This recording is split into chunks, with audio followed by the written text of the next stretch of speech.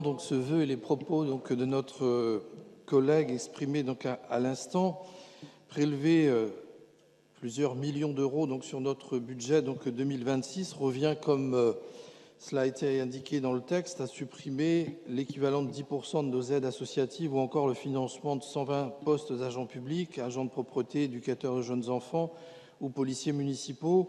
D'autres comparaisons auraient pu être faites, mais celle-ci parle d'elle-même.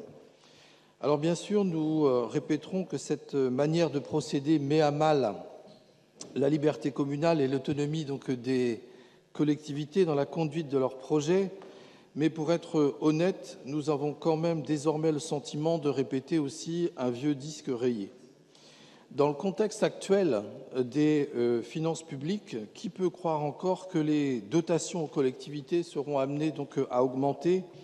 Qui peut croire que l'État a aujourd'hui la capacité d'impulser de grandes politiques nationales ? Pas grand monde, soyons lucides. Mais plus l'État s'appauvrit, plus il multiplie les règles, les normes et les autorisations afin de garder la main. C'est le schéma d'une situation qui, à l'évidence, n'est plus tenable très longtemps. Nous vivons une décentralisation qui n'en a plus vraiment le nom.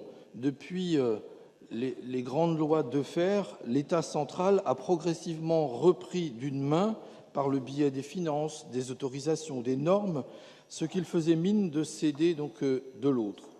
Résultat, plus personne ne sait réellement qui fait quoi, ni qui est responsable de quoi. Les financements croisés nécessaires pour mener un projet créent de la complexité, créent de la lenteur, alors même que l'urgence commande d'agir, notamment pour l'école ou pour le logement. Et cette confusion décourage les meilleures volontés. À cela, rajoutons aussi une fiscalité locale et aujourd'hui totalement archaïque. Le moment est venu, me semble-t-il, de s'interroger sur la pertinence d'une organisation institutionnelle à bout de souffle, dont certaines logiques datent encore du XIXe siècle.